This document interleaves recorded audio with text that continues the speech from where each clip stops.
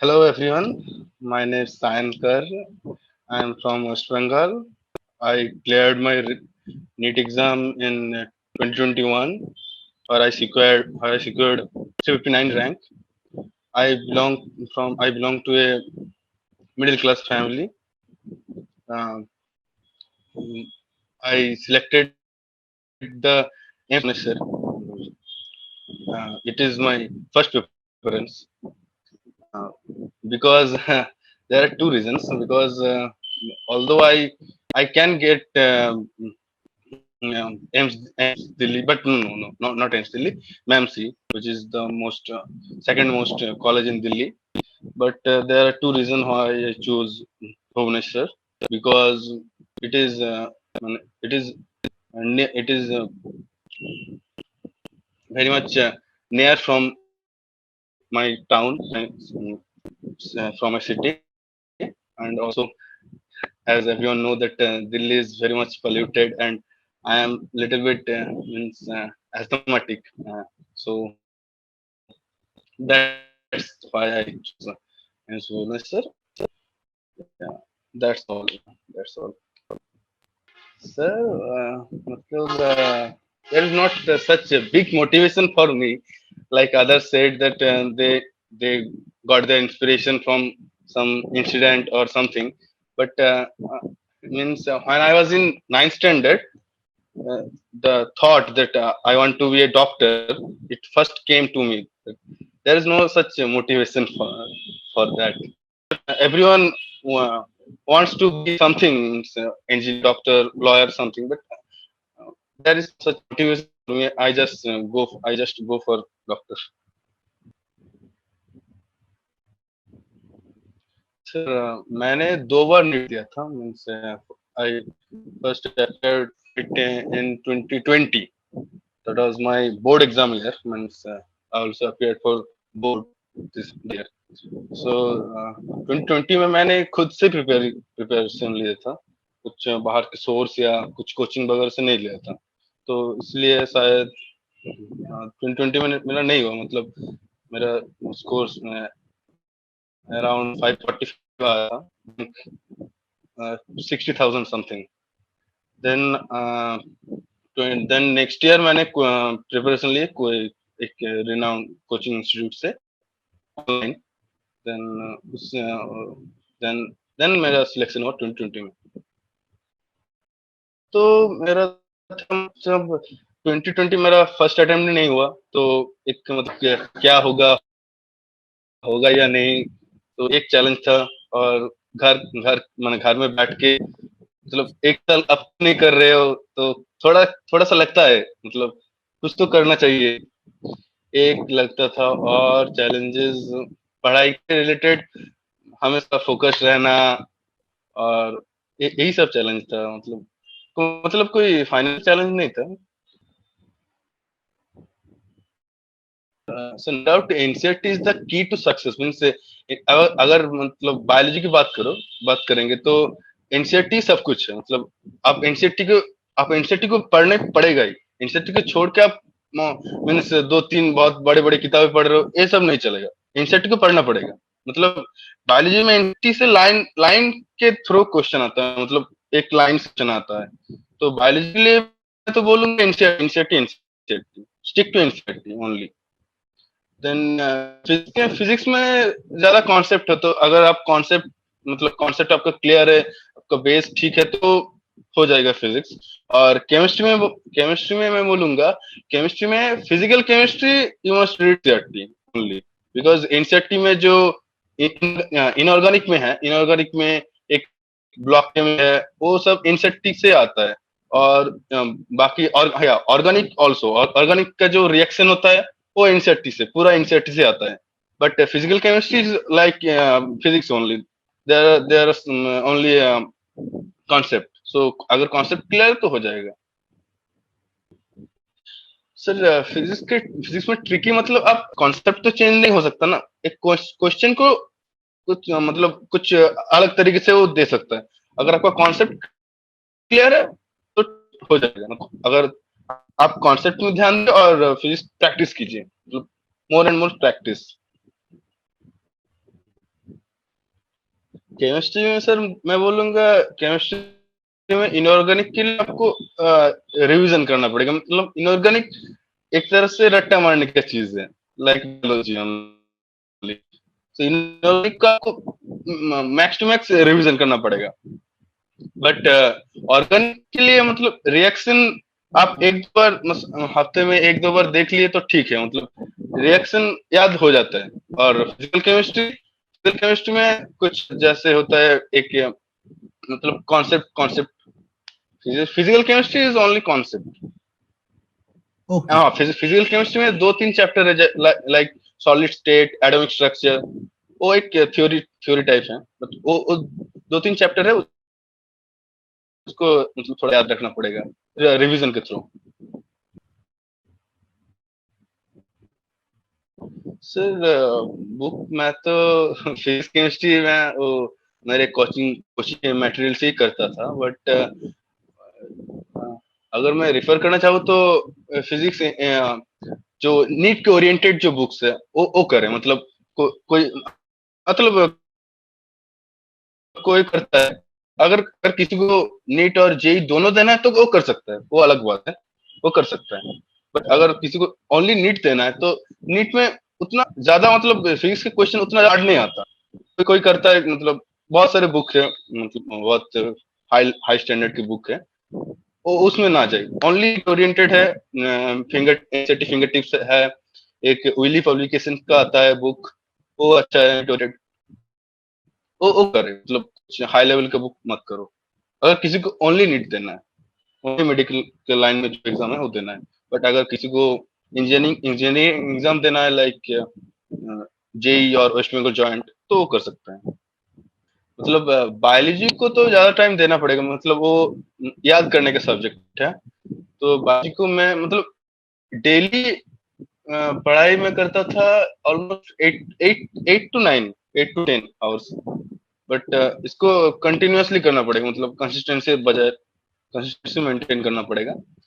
Biology के 4 our, 4 घंटा। Then बाकी तो मतलब कोचिंग का वीडियो होता था, लेक्चर होता था, वो अटेंड करता था। देन फिजिक्स में जो मतलब जिस दिन जो पढ़ाया जाता था वही करता था। तो फिजिक्स के मतलब घर में फिजिक्स 1.5 घंटा और केमिस्ट्री 1.5 घंटा हो जाता था। मिनिमम तो देना चाहिए, बट आपको कंसिस्टेंट रहना पड़ेगा। कंसिस्टेंट रहना पड़ेगा, कॉन्सेंट्रेट रहना पड़ेगा। आप जब मतलब आप अगर 4 घंटे पढ़ रहे हो, बट आपका आउटपुट आ रहा है ओनली 2 घंटा, तो उसमें 2 घंटा तो वेस्ट हो रहा है। बट कॉन्सेंट्रेट रहना पड़ेगा, और रिवीजन तो करना पड़ेगा, revision is must. Stress sir मतलब 12th से तो खेलना बंद हो गया था। बट रिफ्रेश मतलब कुछ बीच बीच में कुछ मूवी वगैरह, म्यूजिक, ये सब सुनता था। अगर मैं सर मैं बोलूंगा तो 11th से करना चाहिए। 11th is the best time, क्योंकि 11th से आप स्टार्ट कर रहे हैं, मतलब 11th और 12th का सिलेबस आएगा नीट में। तो अगर आप 11th में ही 11th का खत्म कर ले तो उतना बर्डन नहीं रहेगा 12th में। तो 12th में आप 12th के लिए फोकस कर सकते हैं, और आखिर में 2 महीने आप 11th को रिवीजन कर सकते हैं। सो 11th से ही स्टार्ट करना चाहिए, मुझे लगता है। वो मेरे केस में एक प्रॉब्लम हो गया था। 11th में मैं उतना मतलब फोकस नहीं किया, मतलब फिजिक्स केमिस्ट्री में, तो इसीलिए एक एक 1 ईयर ड्रॉप लेना पड़ा। टोटल मतलब सर 11th से नीट के प्रिपरेशन, मतलब मैं फिजिक्स का कुछ एमसीक्यू करता था। बट मैं तो वेस्ट बंगाल बोर्ड था। तो वेस्ट बंगाल बोर्ड में अगर आप बायोलॉजी का बुक देखोगे तो एनसीटी का 3 टाइम्स है, मतलब कुछ 2000 पेज होता था। तो उतना पढ़ के याद रखना मतलब बहुत मुश्किल हो जाता था। तो, इसीलिए थोड़ा थोड़ा सा था। और अगर प्रॉपर नीट का ओरिएंटेड पढ़ना तो मैं 12th के मतलब आखिर में स्टार्ट किया था, मतलब एनसीईआरटी बुक्स फॉलो करना। वही तो मेरा एक गलती हो गया था। बट अगर मैं 11 से करता तो ड्रॉप नहीं लेना पड़ता शायद। सजेशन यही है कि आप बायो बायो के लिए ओनली एनसीईआरटी फॉलो कीजिए, और आप एमसीक्यू करने के लिए कुछ बुक रख सकते हैं, बट मेन थ्योरी पढ़ने के लिए NCERT, because NCERT is the main main book for bio. Bio अगर आप डिफरेंट प्रीवियस ईयर के देख लोगे तो बायो मतलब एनसीईआरटी से ही आता है लाइन टू लाइन क्वेश्चन। तो बायो के लिए तो मैं एनसीईआरटी सजेस्ट करूंगा, और केमिस्ट्री के लिए भी एनसीईआरटी। और फिजिक्स के लिए आप अगर सेल्फ स्टडी करना चाहते हैं तो यूट्यूब में कुछ फिजिक्स का वीडियो देख सकते हैं, कॉन्सेप्ट क्लियर करने के लिए। कॉन्सेप्ट तो अगर मतलब खुद से पढ़ के नहीं होता शायद, मुझे लगता है। हो सकता है किसी को चाहिए, बट आप यूट्यूब में मतलब सब अवेलेबल है। और तो उससे कॉन्सेप्ट क्लियर कीजिए, और फिर इसके लिए जो थ्योरी वाला पार्ट है वो आप एनसीसी पढ़िए, और कुछ एमसीक्यू करने के लिए कुछ कोई भी नीट ओरिएंटेड बुक आप एनसीईआरटी फिंगर टिप्स या एक आता है विली पब्लिकेशन, ये फॉलो कर सकते हैं, मुझे लगता है। मिस्टेक्स सर, पहला मिस्टेक्स तो मैंने 11th से एनसीईआरटी फॉलो नहीं की थी, तो सबको एनसीईआरटी फॉलो करना पड़ेगा, मतलब करना चाहिए। अगर आप पहले अटेम्प्ट में क्लियर करना चाहते हो तो NCERT follow must, NCERT is must. और दूसरा मतलब कंसिस्टेंसी कंसिस्टेंसी मेरा एक मेरा तो सेकंड बार मैंने नीट दिया था, उसके टाइम में मेरा एक के अराउंड मेरा कोविड हो गया था, तो इसलिए 1 मंथ का एक गैप हो गया था। वो मेरा मतलब मेरा कोई तो, तो इसलिए 1 मंथ 1 मंथ का गैप हो गया था, तो थोड़ा सा ब्रेक हो गया था, जो फ्लो चल रहा था ब्रेक हो गया था, मतलब थोड़ा मैं उस टाइम में कंसिस्टेंट नहीं था। तो सेकंड तो कंसिस्टेंसी मेंटेन करना पड़ेगा, और रिकॉल करना पड़ेगा। मतलब हो जाता है कि आप एनसीईआरटी के मतलब मैं एग्जांपल दे रहा हूँ, अगर आप बायो का सिलेबस है 11 12, तो आप 11 2 3 महीने में खत्म कर दिए, उसके बाद 12 2 3 महीने खत्म कर दिए, तो 6 महीने में आपका बायो का सिलेबस खत्म हो गया। बट आपने बीच में रिविजन नहीं किया। अगर रिवीजन नहीं करोगे तो 6 महीने के बाद आप जब 11th का चैप्टर खोलोगे तो नया नया लगेगा। तो तो क्या फायदा होगा अगर आप 6 महीने में सिलेबस कर दिया और आपको कुछ याद ही नहीं रहा है। 6 महीने में खत्म करने की कोई जरूरत नहीं है, बट बीच बीच में रिवीजन करो, रिवीजन करते करते जाओ। अगर 9 महीने भी लगता है तो ठीक है, आपका सिलेबस अच्छी तरह से खत्म हो गया, रिवीजन हो गया, आपको सब याद है। सेकंड थर्ड तो रिवीजन एंड और जो पढ़ाई के बीच में कंसंट्रेट करके पढ़ो, फोकस रख के पढ़ो। तो आप 4 घंटे पढ़ रहे हो बट आपका आउटपुट 2 घंटा आ रहा है, तो 2 घंटा वेस्ट हो गया ना। 2 घंटा मतलब कुछ फायदा नहीं है। और कंसंट्रेशन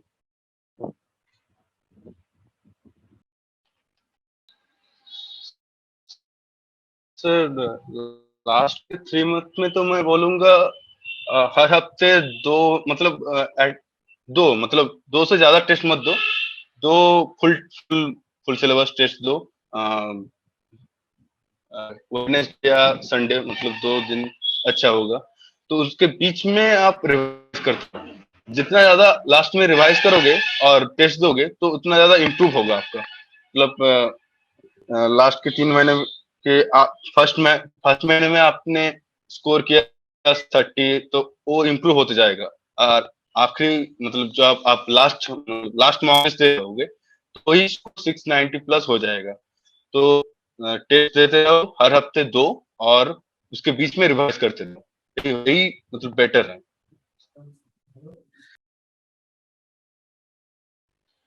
लास्ट के 30 डेज में बायो के लिए उतना ज्यादा मतलब मुश्किल नहीं होगा, क्योंकि बायो आप रिवीजन कर रहे हो तो बायो हो जाएगा। लास्ट 30 डेज में मैं फिजिक्स के बोलूंगा, फिजिक्स का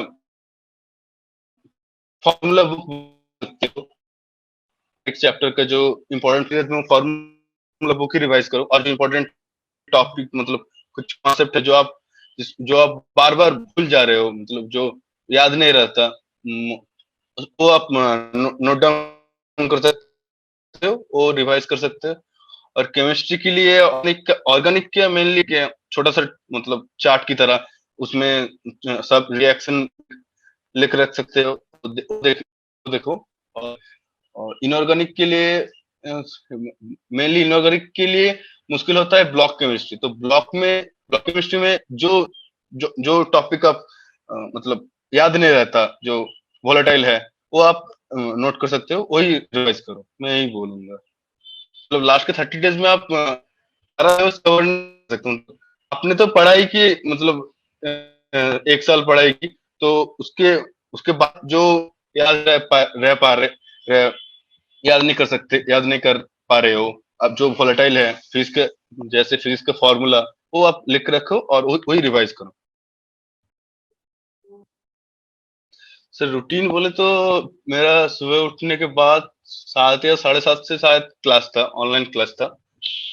तो वो क्लास करते मतलब 9 साढ़े 9 बजे तक 2 घंटे का होता था शायद। 2 घंटे करने के बाद 10-15 मिनट का गैप होता था, फिर से एक क्लास होता था, वो 12 बजे तक शायद होता था। उसके बाद तो खाना है मतलब। उसके बाद 2 बजे से मैं पढ़ता था, और उसके बाद और क्लास होता जो 6 बजे से होता था। 3 क्लास होता था, और बजे से मतलब मेरा सेल्फ स्टडी सेशन रहता था 2 बजे से 5:30 बजे तक। और उसके बाद 6 से 7:30, 7:30 एक क्लास रहता था। उसके बाद 7:30 से मैं स्टडी करता था, जो मतलब जो क्लास में हो गया है, जैसे फिजिक्स, केमिस्ट्री। और बायो में खुद से पढ़ता था, बायो 8 बजे से 6 से 7:30 क्लास हो गया, उसके बाद 8 बजे से बायो पढ़ना, ऐसे होता था। और आखिर में मेरा एक सर रात के 10 या 11 बजे एक सेशन स्टार्ट किए थे, जिसमें ओनली क्वेश्चन होते थे, तो अटेंड करता था।